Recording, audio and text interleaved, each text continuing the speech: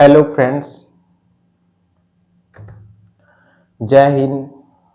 हमारे क्लास में हम आप सभी का स्वागत करते हैं। आज के अगले क्लास मेडिवल हिस्ट्री के, जिसमें हम देखेंगे भारत में जो तुर्क आक्रमण हुआ। हमने भारत में मुख्य रूप से पूर्व मध्य काल देख रहे थे। पूर्व मध्य काल में जो है अरबी आक्रमण देखा। तुर्की आक्रमण के दो चरणों में से हमने मोहम्मद बिन गजनवी का चरण देखा, मोहम्मद गौरी का चरण देखा। उसके बाद जो है पृथ्वीराज वर्सेस मोहम्मद गौरी का तराइन का युद्ध पहला देखा, जिसमें पृथ्वीराज जी का विजय हुआ। उसके बाद सेकंड में जो है हमने देखा मोहम्मद गौरी वर्सेस पृथ्वीराज चौहान, फिर 1192 में, जिसमें मोहम्मद गौरी जो है विजयी होता है। और कुछ स्रोतों के अनुसार, कुछ एक कवि है जो लिखते हैं कि मोहम्मद पृथ्वीराज चौहान जो है वहां से भाग जाते हैं, और एक कवि लिखते हैं कि उन्हें उसी समय हत्या कर दी जाती है। लेकिन जो हसन निजामी जी लिखते हैं कि उनका जो है वो वहां से भाग जाते हैं और उन्हें अधीनस्थ बना लिया जाता है। उन्हें क्या किया जाता है? अधीनस्थ बना लिया जाता है। और मिन्हाज उल सिराज जो है लिखते हैं कि उनको मृत्यु दंड दे दिया जाता है। वहीं पर उन्हें क्या किया जाता है? मृत्यु दंड दे दिया जाता है। और हसन निजामी जी लिखते हैं कि उन्हें अधीनस्थ कर लिया जाता है। और वो जगह जो पकड़ा गया था, उन्हें जिस जगह भागे थे पकड़ा गया था, सिरसा। सिरसा एक जगह है, सिरसा नाम का। उस जगह के निकट, मतलब जो है हिसार जिले में जो आता है, हिसार जिले में सिरसा के निकट इन्हें पकड़ा गया था। और उसके बाद इन्हें जो है अधीनस्थ कर लिया गया था। इसके प्रमाण के रूप में मैंने पिछले क्लास में बताया था आपको कि कुछ सिक्के प्राप्त होते हैं, जिसके एक पहलू पर गौरी के जो है तस्वीर मिलती है, और एक और जो है पृथ्वीराज चौहान जी के मिलती है।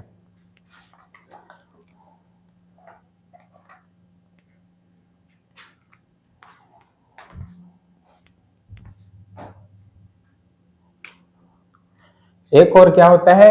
एक और पृथ्वीराज चौहान जी की जो है तस्वीर मिलती है। तो हमने इसको नोट कर लीजिएगा। इनके अनुसार इन्हें मृत्यु दंड दे दिया गया था पृथ्वीराज चौहान को, और हसन निजामी के जो है अनुसार जो है इन्हें अधीनस्थ कर लिया गया था।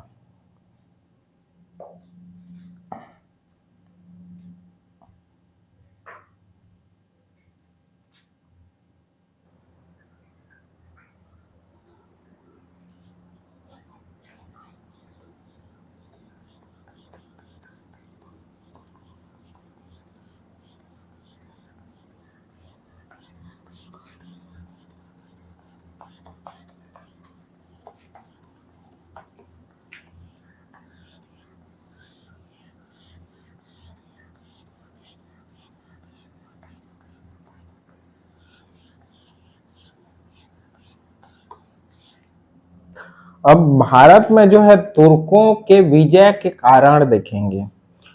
ऐसे क्या कारण थे जिन्हें भारत में तुर्कों को क्या है विजय मिली? तुर्क विजय के कारण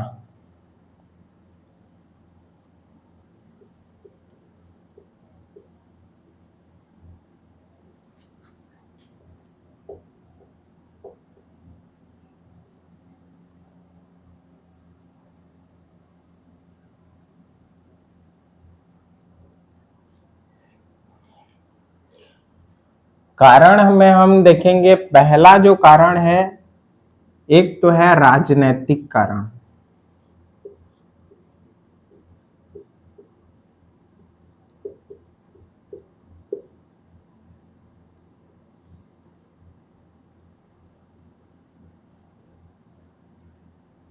एक है राजनीतिक कारण हम देखेंगे,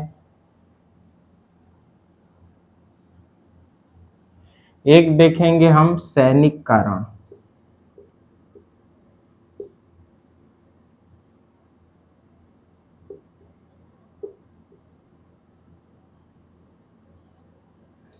एक देखेंगे हम सामाजिक कारण।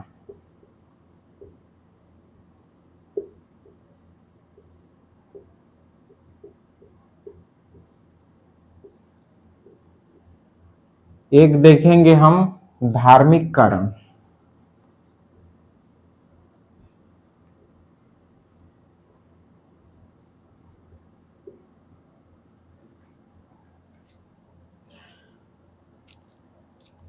एक देखेंगे हम आर्थिक कारण।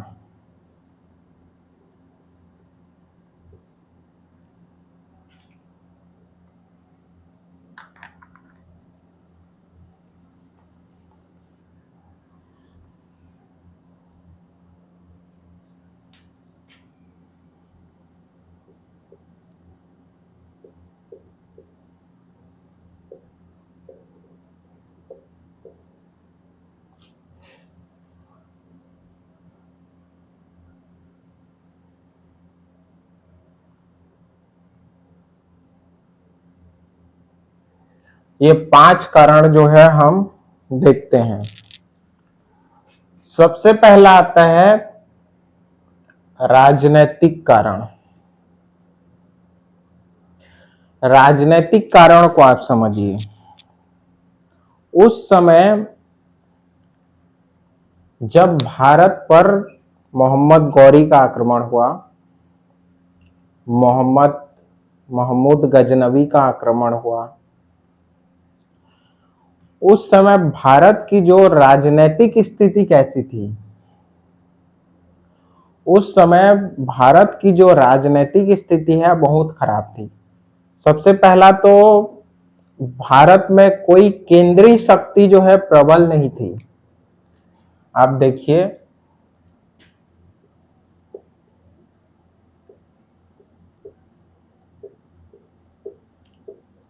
केंद्रीय शक्ति नहीं थी, प्रबल नहीं थी।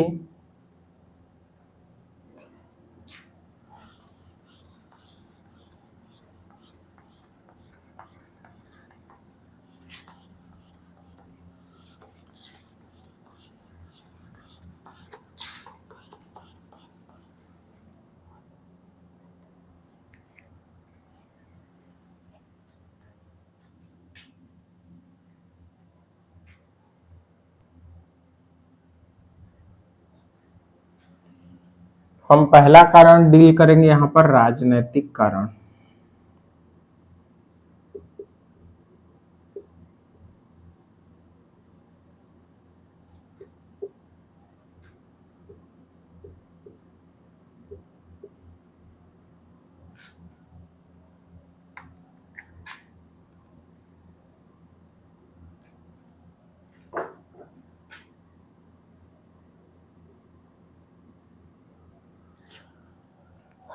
राजनीतिक में देखिए आप, भारत में सबसे पहला जो है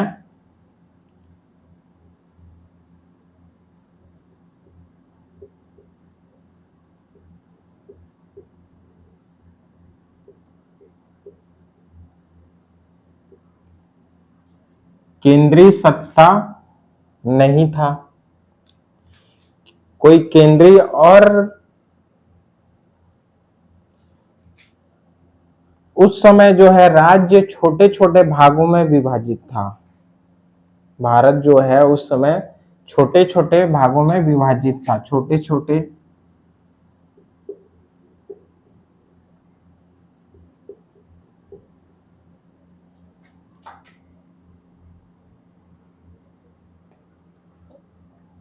छोटे छोटे राज्य हैं। और ये लोग, ये जितने भी थे, और एक बात, राजपूतों से जब युद्ध हुआ, राजपूतों का घनत्व जो है उस समय उस क्षेत्र में बहुत ही कम था।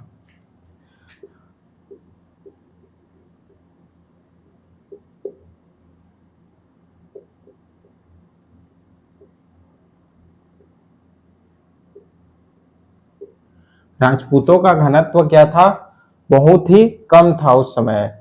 मतलब जिस मात्रा में राजपूत होना चाहिए, उनका राज्य साम्राज्य था, उस मात्रा में राजपूत नहीं था। उनके राजपूतों की संख्या जो है नहीं थी। और देखा जाए तो ये लोग क्या है, इन राज्यों में आपसी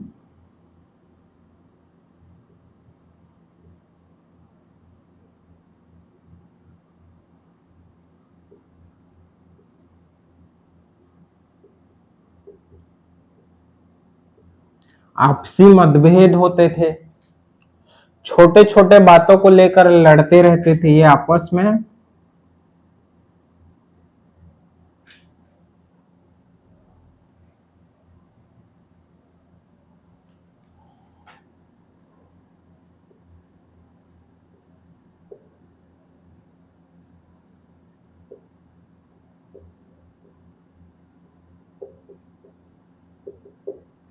आपस में क्या है, लड़ते रहते थे छोटी छोटी बातों को लेकर के।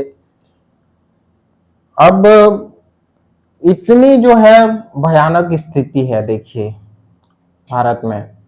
पहला जो है, राजपूतों का राज्य है, राजपूतों का घनत्व ही नहीं है उस क्षेत्र में।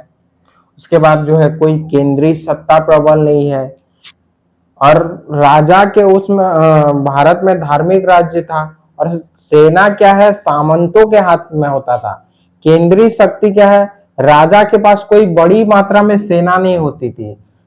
अपने एक राजा होता था, और उनके जो सामंत होते थे, सामंतों के हाथ में छोटी छोटी सेना की टुकड़ी होती थी। तो इस प्रकार से शक्ति जो है, शक्ति सत्ता, मतलब केंद्रीय सत्ता नहीं था, और शक्ति क्या है, राजा के हाथ में नहीं होती थी। दूसरा हम देखेंगे, फिर इतना आप बता दीजिएगा तो काफी है। उसके बाद हम देखेंगे दूसरा, सैन्य कारण देखेंगे।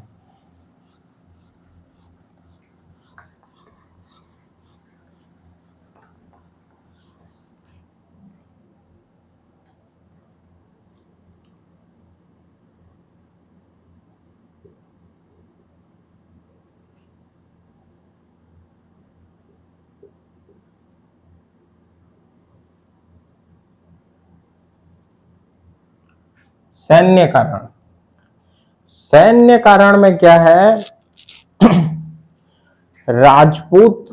राजपूतों के पास जो है ना, सेना तो थी, लेकिन उसके विपरीत जो तुर्कों के पास सेना थी, तुर्कों की सेना में क्या है, इधर हम देखते हैं सैन्य कारण में।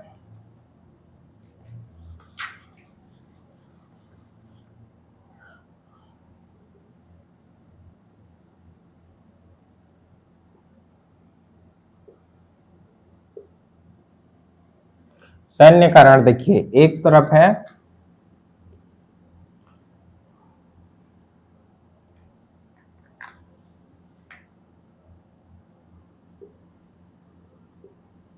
तुर्क, और एक तरफ है राजपूत।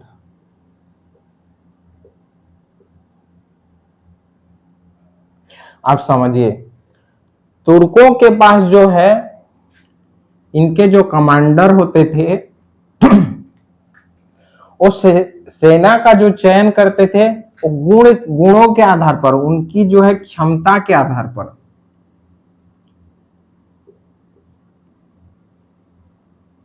क्षमता प्लस गुण के आधार पर, उनका गुणों के आधार पर चयन होता था। चयन प्रणाली जो है, और इनकी जो है, इनको क्या है, बस संख्या में बढ़ोतरी चाहिए, बस इनकी गुणवत्ता में ध्यान नहीं देते थे। ये इनके जो सामंत थे, उनके हाथ में जो सेना था, इनके गुणों में ध्यान नहीं देते थे, मतलब इनकी संख्या पर ध्यान।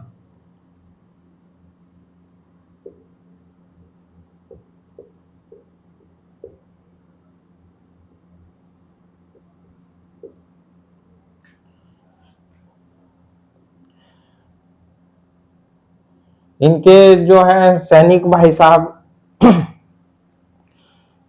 संख्या में तो बढ़ोतरी कर लिया, उसके बाद जो है एक तलवार पकड़ा दिए और वो जा रहे हैं और खुद के ही सैनिकों के ऊपर गिर रहे हैं तलवार पकड़ के। ये हालत था इनका। और तुर्कों की जो सेना थी उस समय, अगला पॉइंट में है, तुर्कों की जो सेना थी वो आधुनिक तकनीकी से परिचित थी, आधुनिक रणनीति थी उनके पास, मतलब नई तकनीकी थी उनके पास।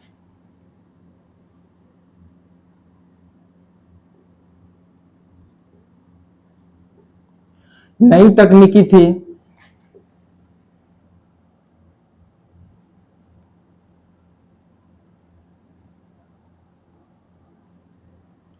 और इनके पास जो है नई तकनीकी से अवगत नहीं थे, यहां नहीं थे, नई तकनीकी नई रणनीति से अवगत नहीं थे। इनके पास जो है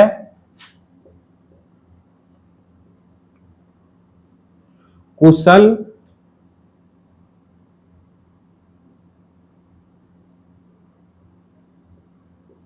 कुशल घुड़सवार थे इनके पास, और इनके पास क्या है, कुशल घुड़सवार नहीं थे।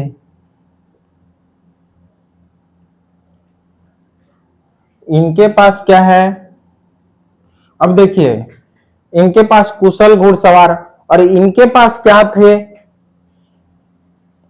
इनके पास हाथी थे उस समय। आपने प्राचीन भारत में देखा होगा, मगध में जो मौर्य शासन है उस समय से ही हाथियों पर युद्ध करते थे। और तुर्कों को कहीं से गुप्त सूचना प्राप्त हो गई थी कि हाथियों को जो है आवाज किया जाए, उनके सामने में शोर किया जाए, आवाज किया जाए तो उन्हें डराया जाए तो वो भाग जाते हैं वहां से डर के। तो इन्होंने वही प्रयोग किया, और कुशल जो है घुड़सवार थे, और इनके जो है धनुष थे, धनुर्धारी जो थे,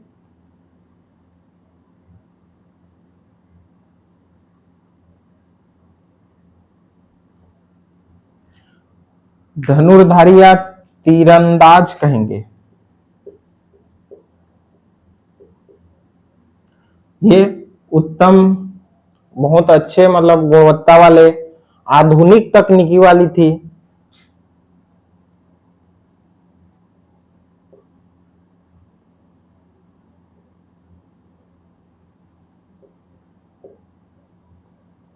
आधुनिक तकनीकी वाली थी, और इनके पास नहीं था, इनके पास ऐसा स्थिति नहीं था। इनके पास घुड़सवार नहीं थे, कुशल धनुर्धर नहीं थे, और जो है सैनिकों की गुणवत्ता में कमी थी। संख्या ज्यादा होने से क्या होता है, उनकी गुणवत्ता भी तो होना चाहिए, इनके जो है गुणवत्ता में बहुत कम थे। उसके बाद देखेंगे, इतना कारण काफी है। आपको देखो सूक्ष्म स्तर पर हम बता रहे हैं, इतना डिटेल में आपको नहीं बताएगा कोई भी सैनिक कारण में। अब देखिए, आपको अगर क्वेश्चन पूछा जाए, ऑप्शनल का यही होता है कि अगर आपको पूछा जाए कि राजपूतों के मतलब तुर्कों के विजय में सैन्य कारण को बताइए, या राजपूतों के पराजय में सैन्य कारण को विस्तार से विवेचना कीजिए, तो आप बता दीजिएगा इसको कि तुर्कों के पास जो है कुशल सैनिक थे, कुशल सैनिक थे, और जो है उनका चयन गुणवत्ता के आधार पर और उनकी युद्ध क्षमता के आधार पर उनका चयन किया गया था। और ये राजपूतों में ऐसा नहीं था, इनके पास क्या है, केवल संख्या बढ़ाने में लगे हुए थे ये लोग, और इनके पास जो है नई तकनीकी थी, युद्ध तकनीकी, नई रणनीति के साथ ये लोग युद्ध कर रहे थे। इनके पास घुड़सवार थे, इनके पास धनुर्धारी तीरंदाज थे, आधुनिक तकनीकी वाले, जबकि ये पुराने तकनीकी से युद्ध लड़ रहे थे। उसके बाद जो है हाथी, इनके पास हाथी का प्रयोग कर रहे थे युद्ध में, और ये लोग घोड़े का प्रयोग किया इन लोगों ने। उसके बाद जो है सेना के पास आधुनिक रणनीति का ज्ञान नहीं था इनके पास। तो ये सब चीज बता दीजिएगा आप। उसके बाद जो है हम देखेंगे सैन्य कारण के बाद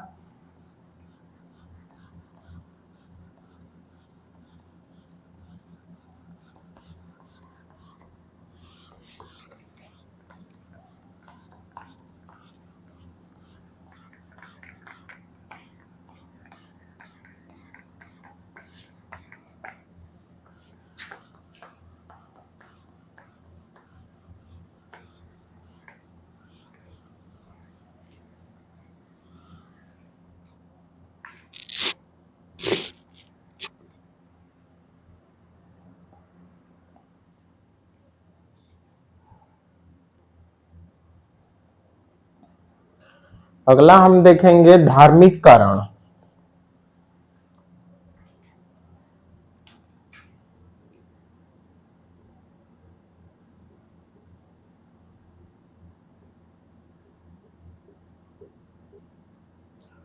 धार्मिक कारण में देखिए,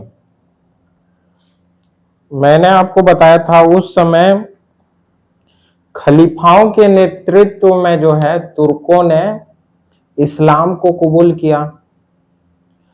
अब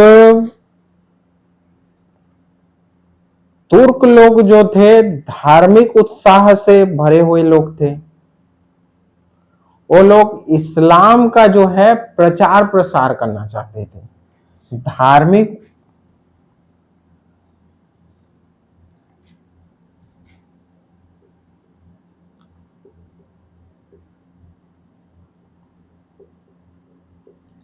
एक तो है कि धार्मिक उत्साह वाले लोग थे,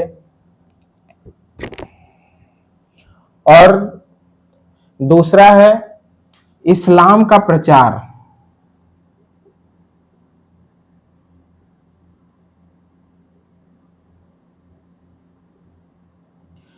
इस्लाम का प्रचार करना था, धार्मिक उत्साह से इस्लाम का प्रचार करेंगे। और इन दोनों कारणों से साम्राज्य विस्तार,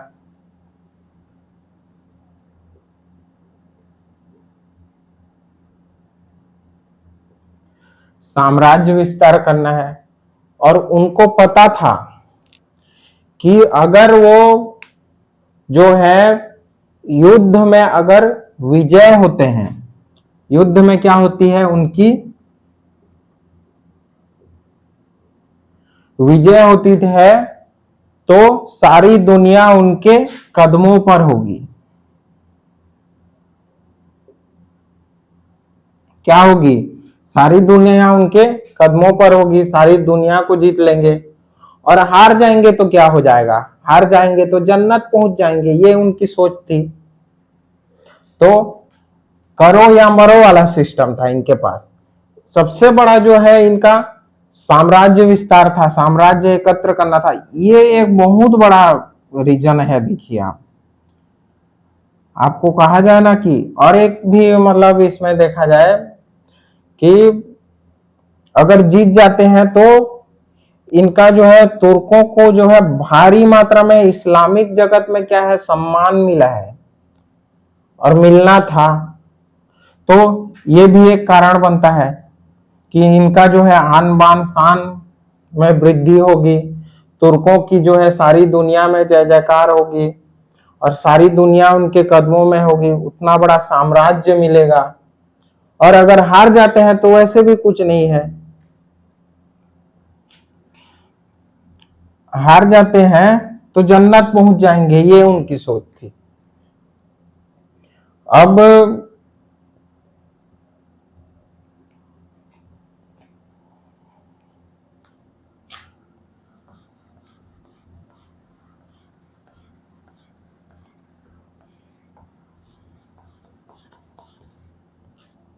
इसको नोट कर लीजिएगा आप, मैं अब अगला पॉइंट बताऊंगा।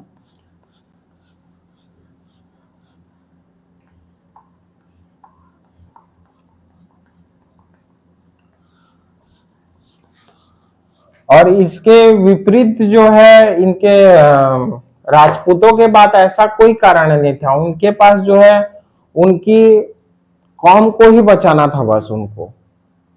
उनका जो है राजपूतों और उनके साम्राज्य को बस बचाना था, राजपूतों को। और उनके पास दूसरा कोई उद्देश्य ही नहीं था, उनको रक्षा करना था बस। और देखिए उनके विजय के कारण में है और एक आएगा कि उन्होंने जो है खैबर बोलन दर्रा से जो मोहम्मद गजनवी आक्रमण करता है उसको अपने कब्जे में ले लिया था। उत्तर पश्चिम सीमा को राजपूतों ने सुरक्षित नहीं किया। ये बहुत बड़ा एक कारण होते हैं कि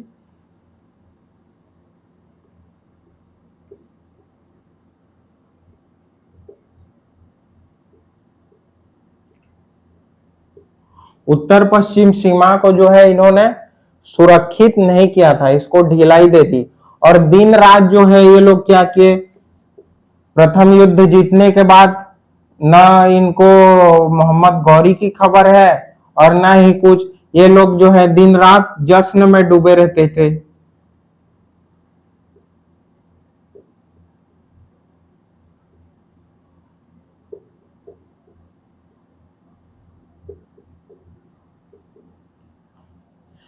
जश्न में डूबे रहते थे।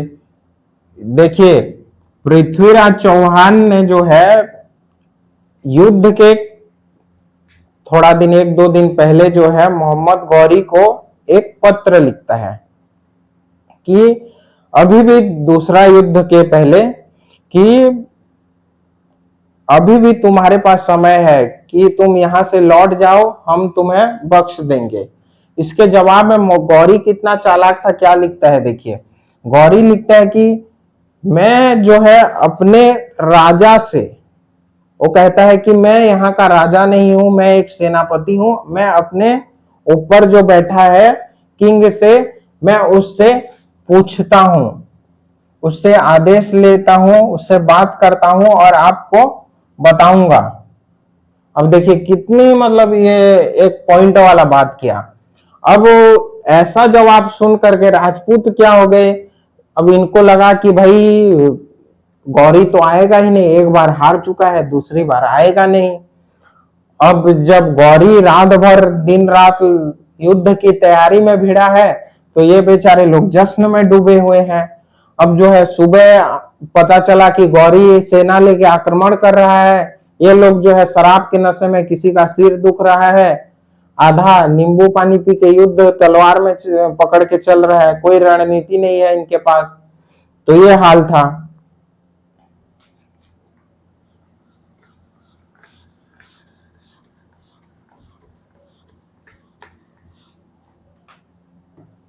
अब देखिए आर्थिक कारण देखते हैं।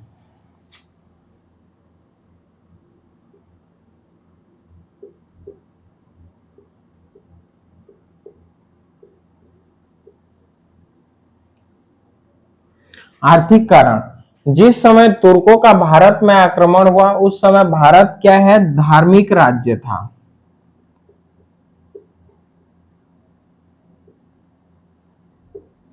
धार्मिक राज्य था।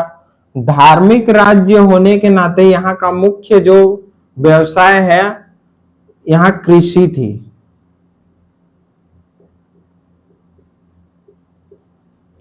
कृषि थी और ये लोग जो है व्यापार वाणिज्य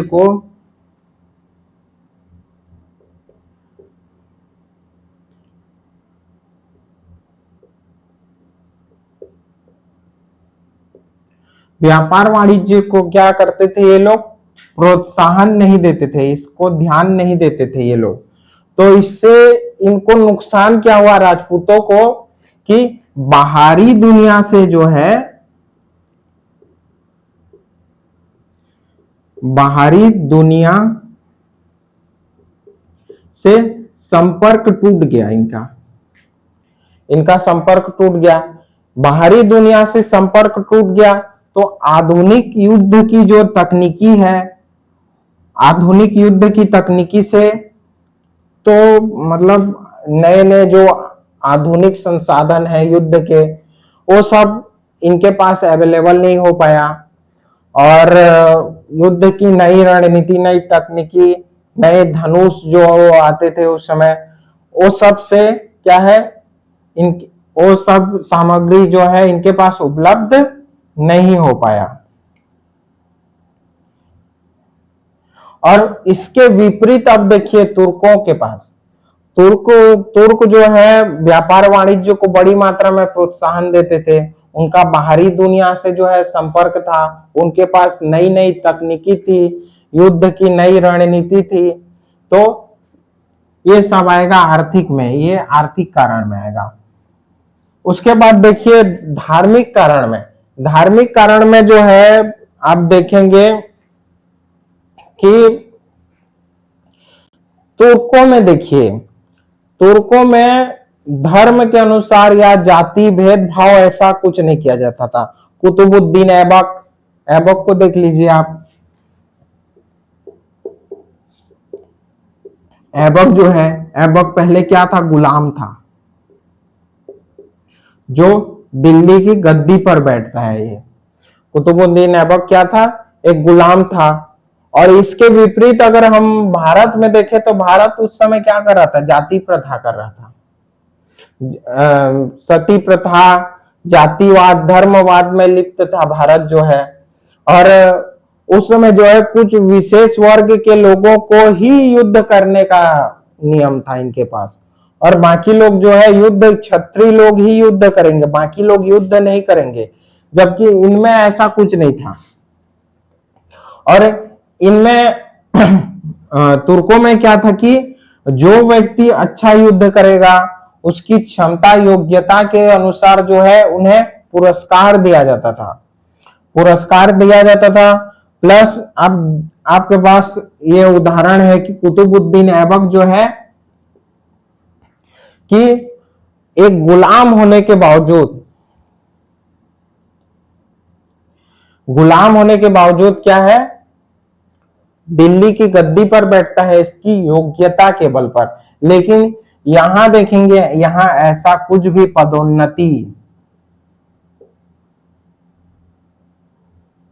पदोन्नति नहीं होती थी। और एक कारण, आर्थिक कारण में लिख लीजिएगा कि जो भी धन लूटा जाता था और जो भी युद्ध में जीता हुआ धन होता था, वो राजपूतों में राजा के कोष में जाता था, राजकोष में जाता था। जबकि इसमें जो है सब में जो है सबको थोड़ा थोड़ा मात्रा में जो है वितरित किया जाता था। अब वितरित किया जाएगा तो इसमें क्या होगा, सैनिकों का जो है मनोबल में वृद्धि होगा, मनोबल में वृद्धि होगा, मनोबल में वृद्धि होगा तो और कुशलता से युद्ध करेंगे। और यहाँ तो कुछ वो कहते हैं ना, कुछ खोने का डर, ना कुछ खोने का गम, ना कुछ पाने की आशा है, ऐसा है था राजपूतों के पास। तो यहाँ तो है भाई, करो या मरो, जीत गए तो वाह वाह जश्न करेंगे वाला सिस्टम है इनके पास। तो ये सब कारण थे। अब हम देखेंगे इनके प्रभाव को। जब मैंने आपको पहले एक स्ट्रक्चर बताया था कि उस स्ट्रक्चर में मैं जितने भी लेक्चर ले चुका हूं, एक इतना छोटा सा जो है स्ट्रक्चर है सूत्र में, उसको आप याद कर लीजिएगा, ये कोई भी पॉइंट आप फिर नहीं भूलेंगे। सीक्वेंस टू सीक्वेंस जो है एक के बाद एक आपको एक एक करके सब बताया जा रहा है।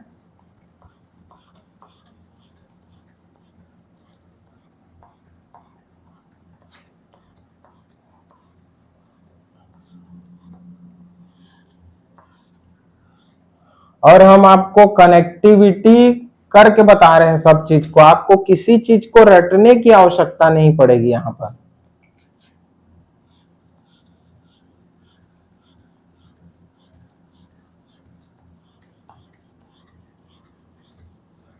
और यूपीएससी में मुख्य रूप से डेट का कोई अहमियत नहीं रहता है, ऐसे मत घबराइएगा।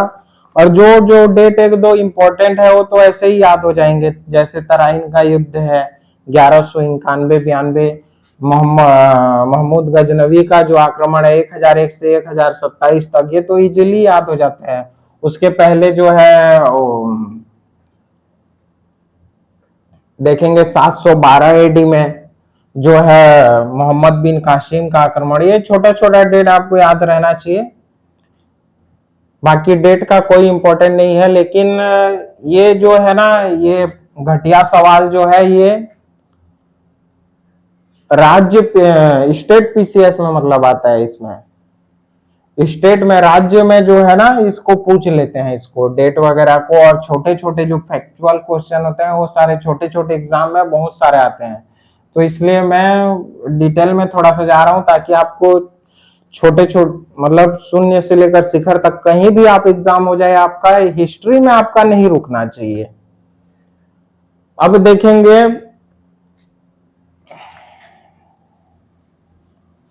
परिणाम को, हम यहाँ पर परिणाम को देख लेते हैं। उसके बाद जो है अगला क्लास सीधा हमारा सल्तनत काल से होगा। सल्तनत काल में कुतुब गुलाम वंश देखेंगे कल। आज हम परिणाम को देख लेते हैं।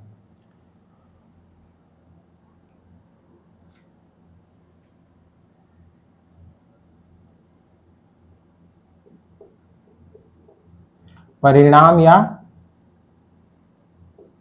प्रभाव। प्रभाव में आप देखिए,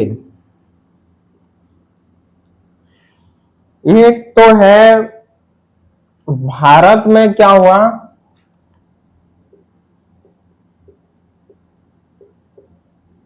इस्लाम का उदय हुआ,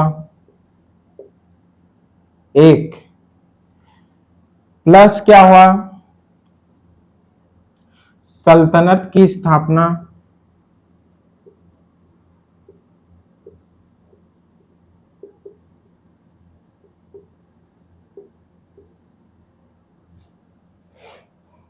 तुर्क लोग आए, इस्लाम का उदय हुआ। दूसरा में देखो सल्तनत की स्थापना हुई। सल्तनत की स्थापना होगी, इससे क्या होगा, केंद्रीय शक्ति जो है प्रबल हो जाएगी।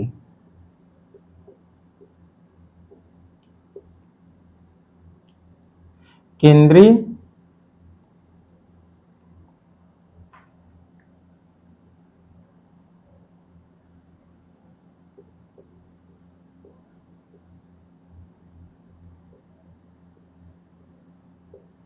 केंद्रीय शक्ति सक्रिय हो गई। यहां से पहले जो है केंद्र पर कोई शक्ति नहीं था, केंद्रीय शक्ति प्रबल नहीं थी, लेकिन अब देखिए केंद्रीय शक्ति क्या है, प्रबल हो गई।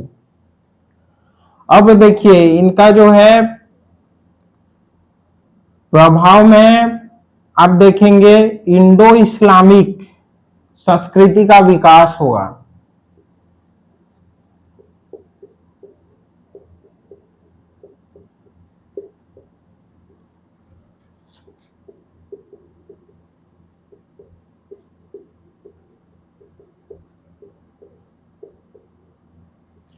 इंडो इस्लामिक संस्कृति का विकास हो गया इससे, क्योंकि देखिए भारी मात्रा में जो है उस समय मुसलमान भारत में आए। अब भारत में मुसलमान आए और मुसलमान जो है उनको क्या है, क्या चाहिए, एक तो नमाज के लिए, नमाज पढ़ने के लिए घर चाहिए, घर चाहिए। तो उस समय जो कुव्वत उल इस्लाम मस्जिद, कुव्वत उल इस्लाम मस्जिद जो है सबसे पहला मस्जिद बनाया गया उस समय। तो वो जो है पहले क्या था, हिंदू शैली में बना हुआ था, और उसमें आधा को तोड़कर, दीवारों को तोड़कर क्या बनाया गया, मस्जिद बनाया गया। हिंदू प्लस इस्लाम भी जुड़ गया उसमें, इस्लामिक कला जुड़ गई, तो हिंदू इस्लामिक, ऐसे कई सारे उदाहरण जिसमें हम आर्ट एंड कल्चर में देखेंगे। और इंडो इस्लामिक संस्कृति में स्पेशल से एक लेक्चर लूंगा मैं, उसका टेंशन मत लीजिए आप। इसको पूरा डिटेल में मैं समझाऊंगा, कहाँ कहाँ विकास हुआ, कैसे हुआ, आपको उसके बारे में एक अलग लेक्चर। ये थोड़ा सा इसको, ये वाले पॉइंट को मैं अच्छे से एक लेक्चर पूरा लगेगा इसके लिए, इसको मैं बाद में बताऊंगा और डिटेल से। अब देखिए, भारत में जो है नई नई तकनीकी आ गई।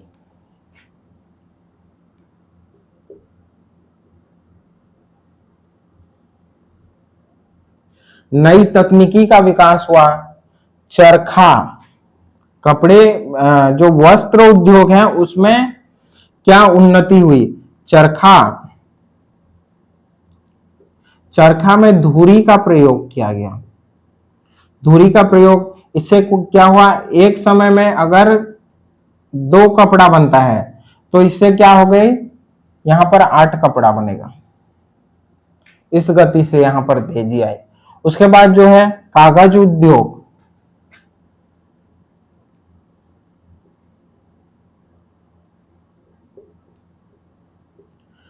कागज उद्योग के लिए जो है कागज बनाने की नई तकनीकी, कागज उद्योग का विकास हो गया। उसके बाद जो है पुस्तक, पुस्तक बनाने की भी जो है तकनीकी यहां पर आ गई। उसके बाद क्या है, तुर्क लोग अपने साथ जो है एक, क्या कहते हैं उसको, कुएं से जो है ना पानी निकालने की एक तकनीकी इस प्रकार की होती थी, और यहां यहां ऐसे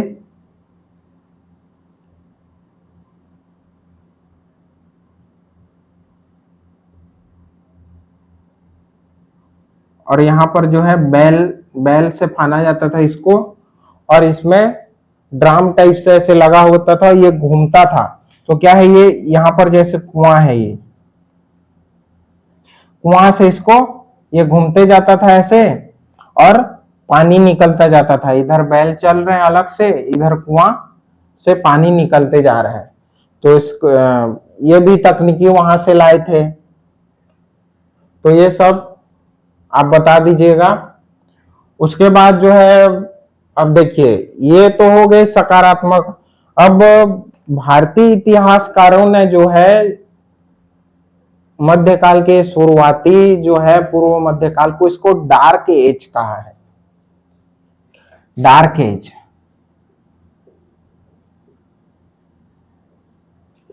डार्क एज तो है इस समय क्या है।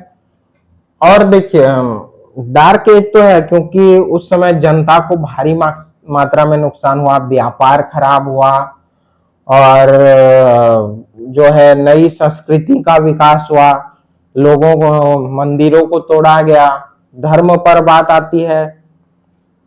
तो ये सब तो हुआ, लेकिन एक मतलब कहा जाए कि एक नए युग की शुरुआत भी हुई। नए युग की शुरुआत हुई, एक डार्क एज है एक तरफ, तो एक तरफ जो है कहना चाहिए कि अच्छा भी है कि कितने सारे जो है यहाँ पर तकनीकी का विकास हो रहा है और आधुनिकीकरण हो रहा है। मतलब उस हिसाब से जो है कि आधुनिक तकनीकी का विकास हो रहा है, मशीन आ रहे हैं। कई जो है तुर्कों ने अपने साथ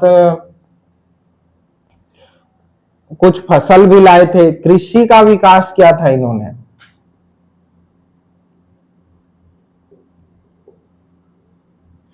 कृषि,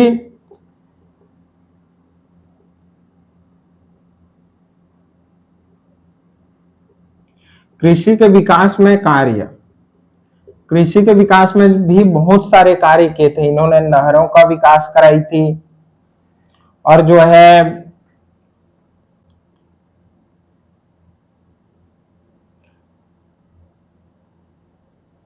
इन्होंने आर्थिक व्यवस्था जो है, कर प्रणाली का भी निर्धारण किया था इन्होंने। कर प्रणाली का निर्धारण किया। ये सब चीज आप बता दीजिएगा आपको प्रभाव में, कि ये क्वेश्चन पूछ सकता है कि जब भारत में जो है तुर्क आक्रमण हुआ उसके प्रभाव भारत में, तो एक तरफ आप बताइएगा सकारात्मक, एक तरफ बताइएगा आप नकारात्मक। पहले नकारात्मक को डील कर दीजिएगा, उसके बाद सकारात्मक को बता दीजिएगा, उसके बाद जो है निष्कर्ष लिखिएगा कि कुछ इतिहासकार जो है डार्क एज कहते हैं, लेकिन ये नवीनता की उदय का मतलब उस समय देखिए धर्म के अनुसार जो है धार्मिक राज्य था, और शिल्प उद्योग को भी क्या हुआ,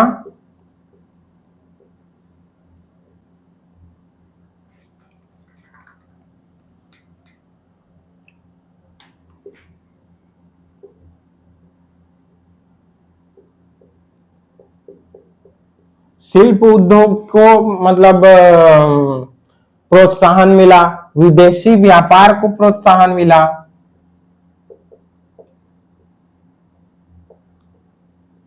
विदेशी व्यापार को प्रोत्साहन मिलेगा। इससे क्या होगा, भारत का जो है संपर्क कहां से होगा, विदेश से होगा, बाहरी दुनिया से होगा भारत का संबंध। तो एक बात जो एक तरफ आप बता दीजिएगा कि ये नुकसान हुआ, लोगों को धर्म मतलब उनके धार्मिक क्षति हुई एक तरफ जो है कहा जाए तो, और इनके संस्कृति में प्रभाव पड़ा, लेकिन नई संस्कृति स्थापत्य का जो है विकास हुआ, और केंद्रीय सत्ता प्रभावित हुई। शिल्प उद्योग को उस समय बिल्कुल भी ध्यान नहीं दिया जाता था, क्योंकि कृषि उनकी मुख्य व्यवसाय थी, लेकिन तुर्कों के आने से शिल्प और कृषि उद्योग ये सब को भारी मात्रा में प्रोत्साहन दिया गया। और इन सब से और एक महत्वपूर्ण बात बता रहा हूं, इन सब के चलते ना उस समय धार्मिक आंदोलन की नींव रखी गई। धार्मिक आंदोलन जो है गतिशील हुआ इसी समय। धार्मिक आंदोलन जब पढ़ेंगे ना इसी समय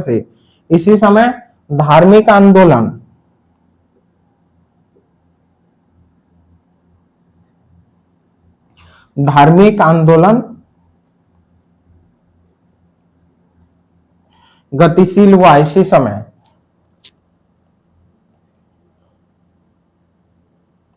अब इतना देख लीजिए, अगला क्लास हम फिर कल करेंगे, और उसमें हम सीधा पढ़ेंगे सल्तनत काल, और इसके कुछ स्रोतों के बारे में दिए हैं, वो पढ़ाने लायक नहीं है मतलब उसमें समझाने के लिए कुछ नहीं है, उसको आपको याद करना पड़ेगा। स्रोत के बारे में मैंने जो बुक बताई है उसमें आप देख लीजिएगा कि इसको जानने के स्रोत क्या क्या है। एक न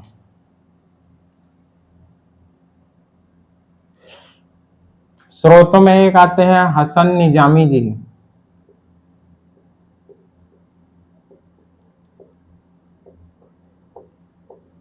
हसन निजामी है, और बहुत सारे वो हैं इतिहासकार हैं, उन्होंने जो है इनके बारे में लिखा था, तो उसको आप देख लीजिएगा। अब हम सीधा कल स्टार्ट करेंगे सल्तनत काल। आज का क्लास इतना ही, धन्यवाद। चैनल को सब्सक्राइब कीजिए, और जो बच्चे पढ़ने के लिए इच्छुक हैं उनसे मेरा निवेदन है आप शॉर्ट्स नोट बनाते चलिए साथ ही साथ,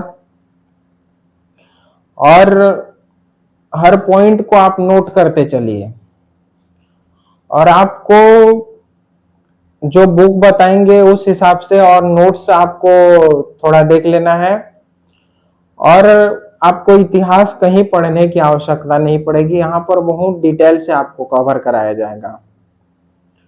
चैनल को सब्सक्राइब कीजिए, लाइक कीजिए, कमेंट कीजिए, कुछ डाउट होता है कमेंट के माध्यम से हमें बताइए, हम आपके डाउट को जो है जरूर लेंगे। धन्यवाद।